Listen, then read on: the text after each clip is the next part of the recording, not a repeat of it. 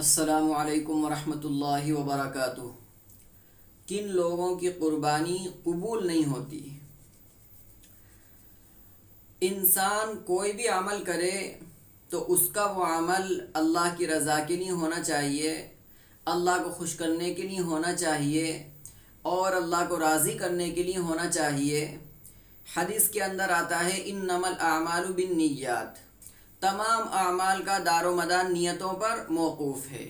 اگر انسان کی نیت صحیح ہے تو اس کی صحیح نیت کے مطابق اس کو اجر ملے گا،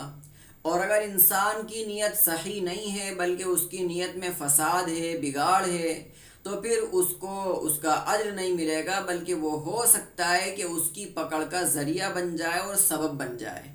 انسان جو کوئی بھی عمل کرے، اس کا وہ عمل چھوٹے سے چھوٹا ہو یا وہ اس کا عمل بڑے سے بڑا ہو، وہ خالص اللہ کی رضا کے لیے ہونا چاہیے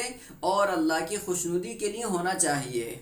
ایسے ہی عام طور پر ایک بات دیکھنے میں آتی ہے، ذی الحجہ کے مہینے میں یا جو قربانی کی عید ہے، عید الاضحیٰ ہے، ان دنوں کے اندر جو ہے وہ دیکھنے میں آتی ہے کہ بسا اوقات بہت سے لوگ ہمارے مسلمان بھائی جانور خریدتے ہیں، بکرا خریدتے ہیں یا ایسے ہی پاڑا خریدتے ہیں۔ اب وہ اگر ان کا مہنگا سے مہنگا بکرا خریدنا اس نیت سے ہو کہ ان کا صاحب نام ہو جائے، پورے محلے کے اندر ان کی واہ واہی ہو، اور اسی طرح پورے ضلع کے اندر اور شہر کے اندر ان کا چرچا ہو جائے کہ صاحب پورے شہر کے اندر سب سے زیادہ مہنگا جس نے بکرا خریدا اور جانور خریدا وہ فلاں صاحب ہیں، تو ماشاءاللہ جو ہے وہ اپنا اگر نام چاہ رہا ہو اس وجہ سے، تو اگر وہ نام چاہنے کے لیے مہنگا سے مہنگا بکرا خریدے یا اپنا نام کمانے کے لیے جو بڑا جانور خرید رہا ہے وہ بھی مہنگے سے مہنگا خریدے، تو اگر اس کی نیت کے اندر ناموری ہو اور اللہ کی رضا نہ ہو تو اس کا ایسا عمل خدا کے یہاں مقبول نہیں ہوگا۔ انسان یہ چاہ رہا ہے کہ وہ مہنگا اس لیے خریدے تاکہ لوگ اسے سیٹھ صاحب کہیں، لوگ اسے بہت بڑا امیر کہیں، لوگ اسے بہت بڑا مالدار کہیں، اور لوگ اسے بہت بڑا سخی اور فیاض کہیں۔ اگر یہ اس کے دل کا ارادہ ہے تو اللہ کے یہاں یہ تمام کے تمام ارادے بالکل درست نہیں ہیں، بلکہ بالکل سراسر غلط ہیں۔ یہ ارادے اس کے ہونے ہی نہیں چاہیے، بلکہ وہ یہ سمجھے کہ اللہ نے جو مجھے مال دیا ہے تو میں اس مال کو بھی اللہ ہی کی راہ میں لگا رہا ہوں، اللہ کے راستے میں ہی لگا رہا ہوں، اللہ کے نام پر ہی اس کو میں قربان کر رہا ہوں۔ تو اگر وہ کم پیسے خرچ کر رہا ہے تب بھی اللہ کی رضا کے لیے ہوں، اور زیادہ سے زیادہ پیسے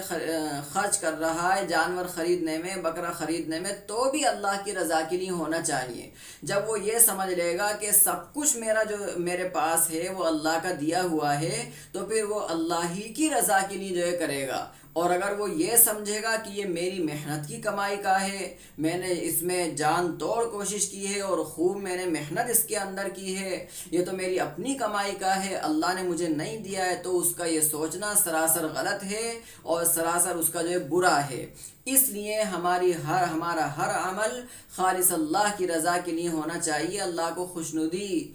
کی خوشنودی کے لیے ہونا چاہیے۔ قرآن کریم کی آیت ہے لَن يَنَالَ اللَّهَ لُحُومُهَا وَلَا دِمَاؤُهَا وَلَكِنْ يَنَالُهُ التَّقْوَى مِنْكُمْ، کہ اللہ کے یہاں قربانی کا نہ گوشت پہنچتا ہے نہ اس کا خون پہنچتا ہے، بلکہ اس کے یہاں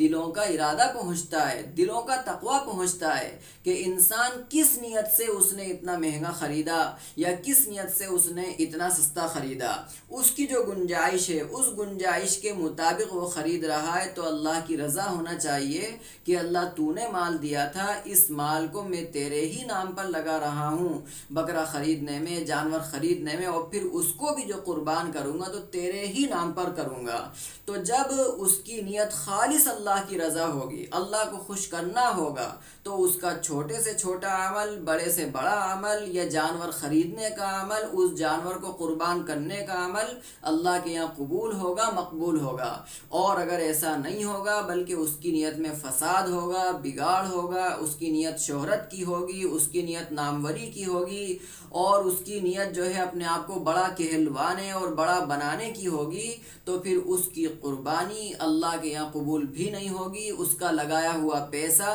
اللہ کے یہاں قبول بھی نہیں ہوگا، اور اس نے جو کچھ اس جانور کو کھلانے پلانے میں محنت کی وہ بھی اللہ کے یہاں قبول نہیں ہوگی۔ اس لیے ہمیں اپنا ہر عمل اللہ کی رضا کے لیے کرنا چاہیے، اور یہ قربانی جیسا عمل اس کو بھی خالص اللہ کی رضا کے لیے کرنا چاہیے، تاکہ اللہ کے یہاں مقبول بھی ہو، اور پھر اس کا اللہ رب العزت ہمیں بے حد و حساب اجر عطا فرمائے۔